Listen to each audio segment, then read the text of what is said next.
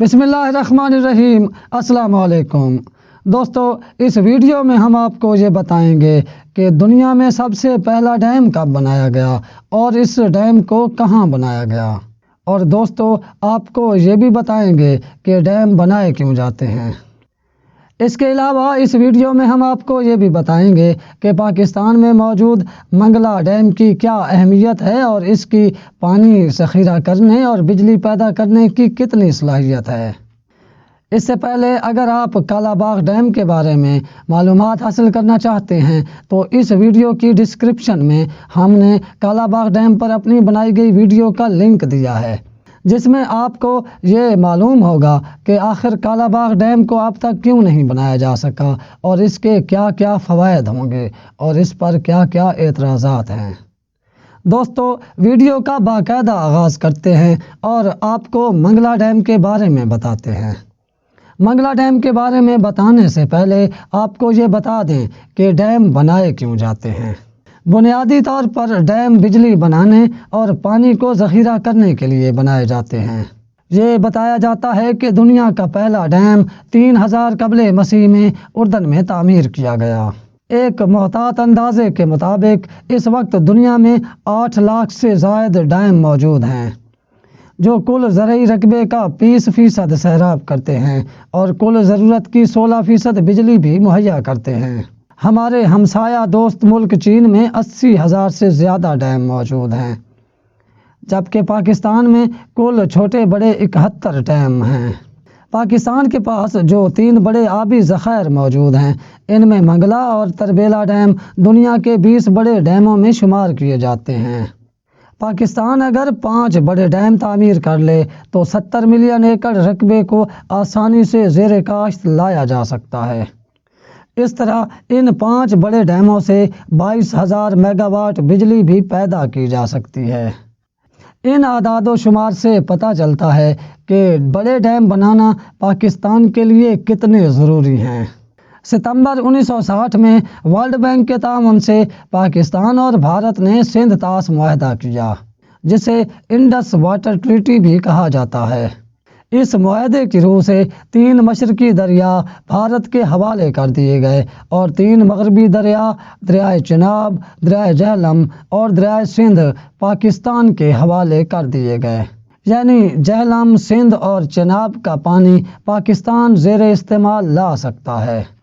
اس طرح پاکستان کو اب اپنی زرعی ضروریات کو پورا کرنے کے لیے اور بجلی کی پیداوار بڑھانے کے لیے نئے ڈیم اور بیراج بنانے کا فیصلہ کرنا پڑا، کیونکہ وہ سرزمین جو پہلے 6 دریاؤں کے پانی سے سیراب ہوتی تھی، اب اس کو 3 دریاؤں کے پانی سے سیراب کرنا تھا۔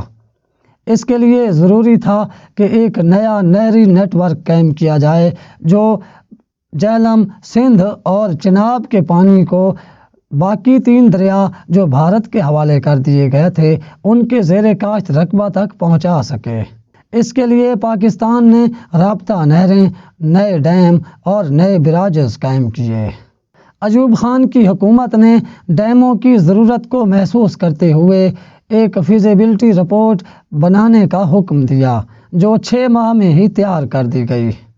اس فیزیبلٹی رپورٹ کے مطابق منگلا ڈیم، تربیلا ڈیم اور کالا باغ ڈیم بنانا آسان اور قابل عمل ہدف مقرر کیا گیا، یعنی ان تینوں پروجیکٹ کو مکمل کر کے پاکستان اپنی آبی ضروریات اور بجلی کی ضروریات آسانی سے پوری کر سکتا تھا۔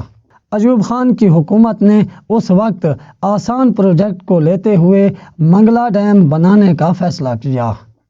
آئیے آپ کو منگلا ڈیم کے بارے میں کچھ معلومات دیتے ہیں۔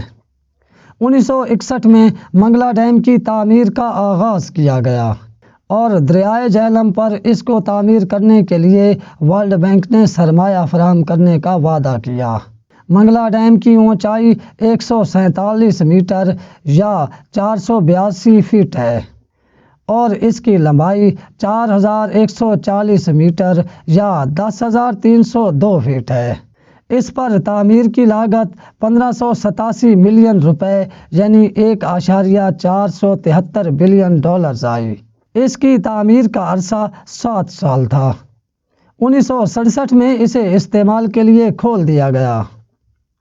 منگلا پاکستان کا دوسرا اور دنیا کا 7واں بڑا ڈیم ہے۔ 5 دسمبر 1971 کو پاکستان اور بھارت کے درمیان جنگ ہوئی تو اس دوران بھارتی ایئر فورس نے منگلا ڈیم کو بمباری کر کے ڈیمیج کیا۔ بھارتی ایئر فورس کی یہ کارروائی کھلم کھلا دہشت گردی اور عالمی قوانین کی خلاف ورزی تھی، کیونکہ عالمی قوانین کے مطابق کسی بھی ہاسپٹل یا پانی کے ایسے ذخیرے کو جو بڑے ڈیموں میں شمار ہو جنگ کے دوران نشانہ نہیں بنایا جا سکتا۔ بہرحال اس ڈیمیج کو کور کر لیا گیا اور ڈیم کو ویسے ہی کامیابی سے چلایا جاتا رہا۔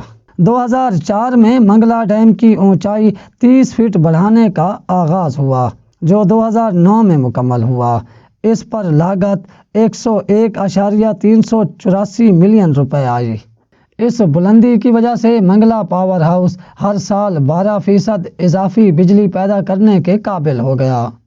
اس مقصد کو حاصل کرنے کے لیے $150 ملین کی خطیر رقم سے پاور ہاؤس کو اپ گریڈ کیا گیا۔ اس ڈیم کی بجلی پیدا کرنے کی صلاحیت 1150 میگا واٹ ہے، جسے 1500 میگا واٹ تک لے جانے کی توقع ہے۔ امید ہے آپ کو ہماری یہ ویڈیو پسند آئی ہوگی۔ ہمارے چینل کو سبسکرائب کریں اور اس ویڈیو کو لائک کریں۔ اللہ حافظ۔